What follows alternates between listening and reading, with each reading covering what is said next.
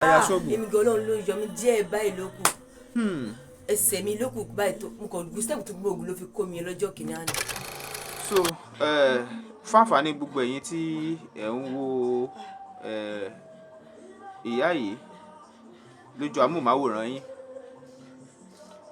fídíò wọn la rí o tí wọ́n ti ń bẹ̀bẹ̀ fún ìrànlọ́wọ́ wọ́n ti ẹ̀ dárúkọ ẹnìkan gan tí wọ́n lè ké sí pé bàbá Àgbàlá Gabriel o ẹ jọ̀ọ́ ẹ wá ran àwọn lọ́wọ́ o àwọn nílò ìrànlọ́wọ́ yín o ṣùgbọ́n kí ni àwa gbọ́ èyí tí a sì rí fídíò náà sí àwa gbéra láti wá kàn sí wọn so bá a ṣe ń dọ́dọ̀ wọn rèé láti béèrè àwọn ìbéèrè kan lọ́wọ́ wọn torí béèyàn bá tiẹ̀ ṣèrànlọ́wọ́ fún èèyàn àwa kí làwa ní ṣùgbọ́n àmọ́ irú ojú tó ń wo fídíò yìí lọ́wọ́ Ọlọ́run sì lè ṣe é kẹ́yìn ní agbára tó láti ṣèrànlọ́wọ́ ó máa dáa kẹ́ ẹ ṣe é àìdí ẹ̀ tí ẹ ṣẹ̀ṣẹ̀ sọ tẹ́ ẹ fi máa ń dìde ṣerú ẹ̀ àìmọyemọye irú ẹ̀ tẹ́ ẹ ti ṣe Ọlọ́run sì ló ń lò yín o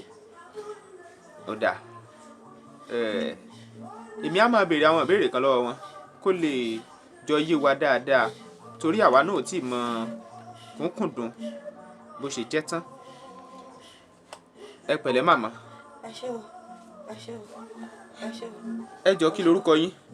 èmi ní sọpẹ́ tiẹ̀ Lábọ́láṣọ èmi ní sọpẹ́ tiẹ̀ Lábọ́láṣọ àwọn èèyàn mọ̀ mí sọpẹ́ tiẹ̀ Lábọ́láṣọ àwọn èèyàn mọ̀ mí wọ́n ṣàánú mi wọ́n ṣàánú mi tọrọ owó jẹun ni wọ́n ṣàánú mi. kí ló ṣẹlẹ̀ gan-an. àti gbogbo sọ́sáìtì wa ìrètí lóru òtútù máa bá mú mi ara ògiri báyìí ara ògiri létà gbé ìbílọ̀kù ni òtútù máa bá mú mi ọkọ̀ bá ní ká máa lọlé wọn ní dáàdì òtútù mú mi nílé ìṣàánú mi. òtútù mú yín nílé kò sí sí. ó ti tó gbà wo tó ti bẹ̀rẹ̀. láti January ni láti January pàbọ́ra ni kí bàbá dàbí kan fọkàn mi nìkan sílé pàbọ́ra ni kò sì sí gbogbo arògiri lótútù búlọ́ọ̀kù ni arògiri àtútù máa mú mi. wọ́n rí pé mi lè dàdúró sílẹ̀ pẹ̀lú mo máa ń sábọ̀lọ́dọ̀ ọmọ mi Lábọ́láṣọ bí báyìí Lábọ́láṣọ ni mo ti wá tẹ́tẹ́ tí mo ti ń tajà. ok ó ti tó gbà wo gangan tẹ́ bá ní ẹ wò ṣé bíi ọdún mélòó oṣù mélòó. ó ti ṣọ́ mi mọ́lẹ̀ báyìí náà rí táwọn èèyàn dìde ìrànlọ́wọ́ sí fún mi tó dá mi lóhùn tó ṣàánú fún mi lọ́sibítù tára mi dẹ̀ tuntun yá tí mo tún padà sí ilé lẹ́yìn pé tó ṣe bẹ́ẹ̀ pé òtútù yẹn pọ̀ jù nígbà mo ní bára mi ò gbà ni mo wá sọ́dọ̀ ọmọ mi Lábọ́láṣọ mi báyìí ni mo wá dúró sí ọmọ mi ń ṣàánú mi báyìí. ok báwo ni ó ṣe ń ṣe yín nígbà tí ẹ dé ilé ìwòsàn kí ni àwọn dókítà sọ. dókítà ní mi gbọ́dọ̀ jẹ ẹ̀bà mi gbọ́dọ̀ jẹ ráìsì àmàlà iṣu gbọ́dọ̀ jẹ àti ẹja tútù àti ẹ̀fọ́ àti ẹ̀wà mi gbọ́dọ̀ jẹ wà tó dùn yẹn náà mi gbọ́dọ̀ jẹ wà tó dùn yẹn náà. ṣùgbọ́n kí ni nǹkan tán sọ pé kí ni orúkọ nǹkan tán sọ pé ó ṣe yín gangan. wọ́n ní diabetes ni wọ́n ní diabetes ni wọ́n ní diabetes ni wọ́n dẹ̀ kò kù fún mi ọkọ mi sọ wọ́n kù àbọ̀ kò agbára wọn ká ṣàánú mi ṣàánú mi. ẹ tí dáhùn béèrè wa dáadáa tán pé ó ti tó ìgbà wo báyìí gangan tó ti bẹ̀rẹ̀. èyí tó ti ṣe mí ó di jẹjọ léde. ok ó ti lé lọ́sẹ̀ kan báyìí ṣá. bẹ́ẹ̀ni ìtẹ́ tó ṣe mí. ok ṣé àti wá lọ sílé ìwòsàn ni ó jẹ́ ìṣòro báyìí ni fún ìtọ́jú ni àbí kí ni nǹkan náà gangan. àwọn oníwòsàn wọ́n ti dá mi lóhùn nǹkan tí mo gbọ́dọ̀ máa jẹ wọ́n lè ti fún mi ní oògùn àmọ́ mi tí ì ní mi inú kò dẹ̀ sí owó tí mo lè fi ra oúnjẹ tí mo dẹ̀ lè jẹ ó dẹ̀ wù mí kí lè padà sí inú ilé bẹ̀tẹ̀ òtútù yẹn pọ̀ gbogbo ara ògiri ló tutù gbogbo ara búlọ̀kù ló tutù ó wù mí tí lọ́dọ̀ mọ́ mi. ọ̀dà àwọn dáàdì yín ńkọ́.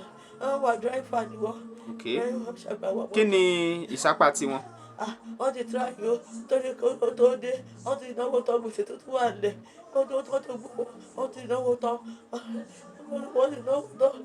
kan ẹ má sunkún kékeré oníjẹ tàtà lọ lé ní pé ẹkún sí ní kò kọ àfọlọ ìjọ ṣàgírí èmi dẹ̀ kọ́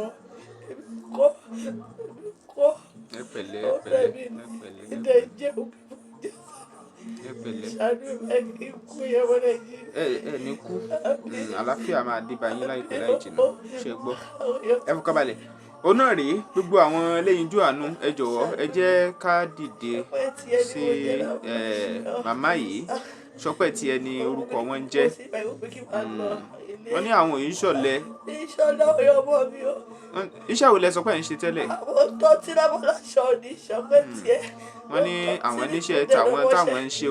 ọ̀dọ́ pẹ́yẹ bíbọ̀ ni mo ti rajà àti ọ̀dọ̀ ẹ̀rí gbé mi lókè yẹ. wọ́n tún ń sọrúkọ àwọn ibi tí wọ́n ti ń ra ọjà ta ọjà ṣùgbọ́n kọ́lọ́n kó fún wa ní ìlera pípé. ẹ ṣeun ẹ ṣe pọ̀ ẹ jẹ́ ká bá ìkànnú àwọn ọmọ yín ká bá àwọn ọmọ yín sọ̀rọ̀ gan ká lè bẹ̀rẹ̀ àwọn béèrè. ẹ kú ṣe àǹtí wọ́n ti ròyìn dáadáa nípa akitiyan tí ẹ ti ń ṣe fún àwọn gbogbo ìgbìyànjú lọ́tún lósì àti gbogbo ìsápá àti dádì náà ó ti tó gbà ó báyìí tí èyí ti ṣẹlẹ̀. ó ti ṣe díẹ̀ náà mọ̀ ń gbàtàgbára tó kó síṣẹ́ lọ́wọ́ nínú wa ṣe mi ò rí àgbà tí mo tún iṣẹ́ ikọ̀ náà ti fún mi ní owó oṣù bíi mẹ́ta kan gbogbo tí àwọn arí náà la fi ń tọ́jú ọmọ nígbà táwa sí kẹ́míìsì àti hospital kan wọ́n yẹ kó yẹ kó tó máa rà ó dẹ̀ ra àwọn oògùn yẹn àmọ́ nígbà táwa oògùn yẹn bá lò tán báyìí àwọn ọmọ máa ṣe gbígbígbígbígbígbígbí àwa tún gbìyànjú láti tún àgbà oúnjẹ kò tó kánú oúnjẹ ò kánú tó tẹ́lẹ̀ máa jẹ ọ̀fadà ẹ̀fọ́ àmàlà rírò dúdú yẹn lẹ́yìn yẹn kó sọ́tọ́ lè jẹ mọ́ àwọn òde wọ̀n agbára ò gbé àsìkò yìí ìdẹ̀kẹ̀rẹ̀ mo rí pé ó ti ń dàgbà sí pé ó ń ṣiṣẹ́ gan tẹ́lẹ̀ amọ́láṣọ Ṣọpẹ́ tí wọ́n níṣẹ́ lọ́wọ́ àmọ́ ṣé kó tó lè di pé omi odò tó ṣẹlẹ̀ nígbà yẹn ó kó ọkọ̀ tó pọ̀ lọ omi dè máa ń kó sí ṣọ́ọ̀bù ni nǹkan bẹ́ẹ̀ yẹn ó tó ṣẹlẹ̀ ó jẹ́. ok omi odò bí báwo ẹ ṣàlàyé kó yáwọn èèyàn.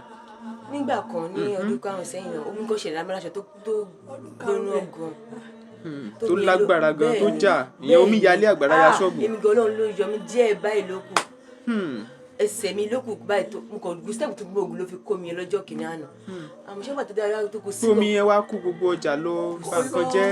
ó ń bó ṣe ń gbẹ lórí omi lélẹ̀. ó ṣàánú mi. mo lè mú ilé ṣọ́ọ̀bù ọ̀hún gan máa mú ilé ṣọ́ọ̀bù ọ̀hún lè mú débẹ̀.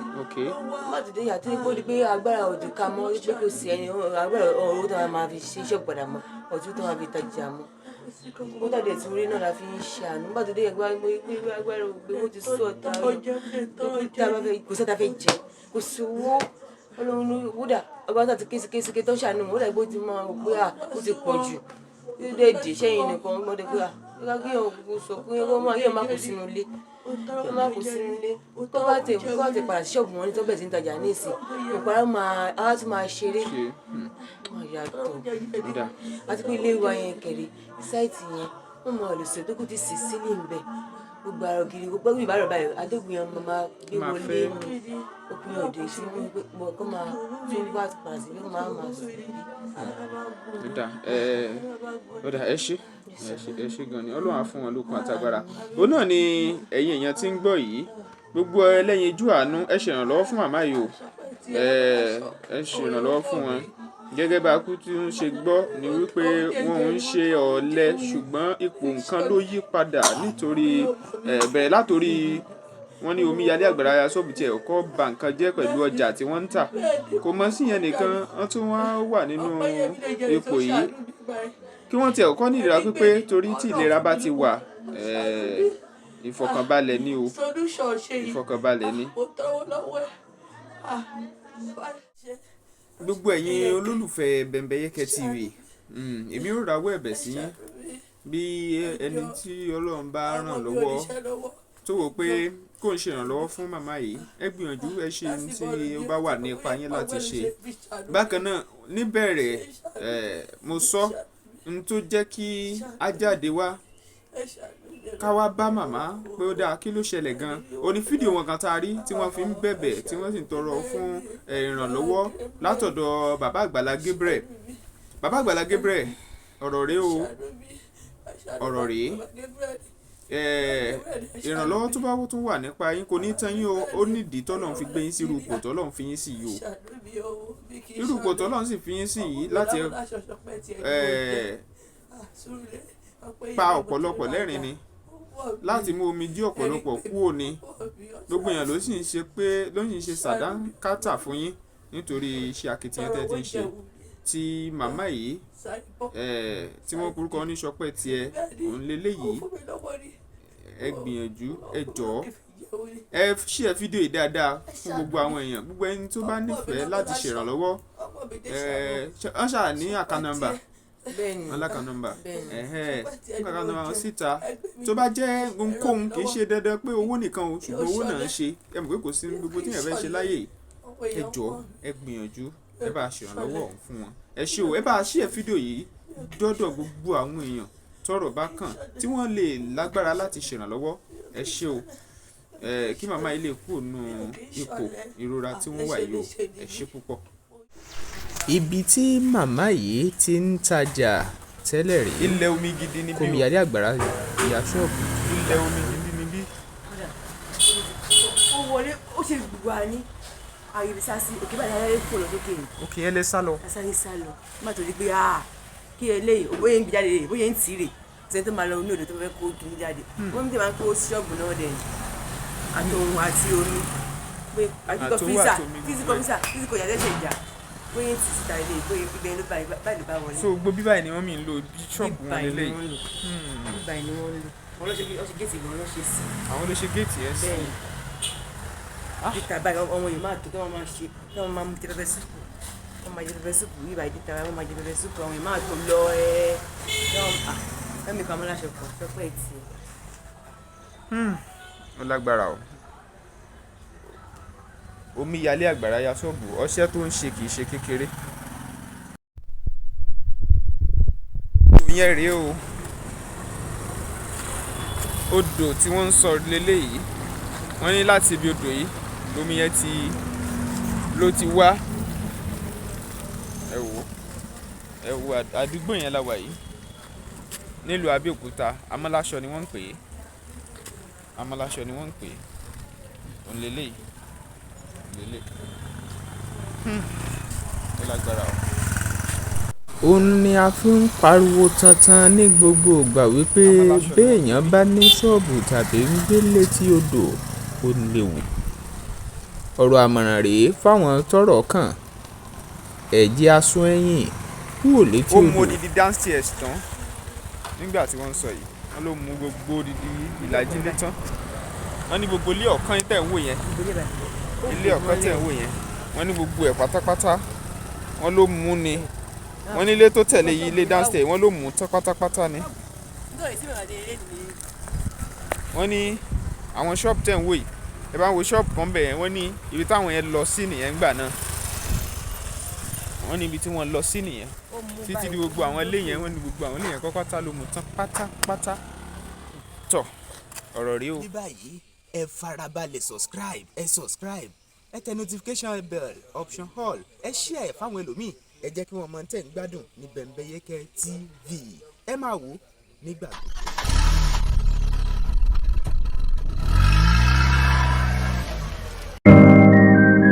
Flash Express Logistics Services has gone far, even beyond your imagination, to serve you better in Ibadan and beyond.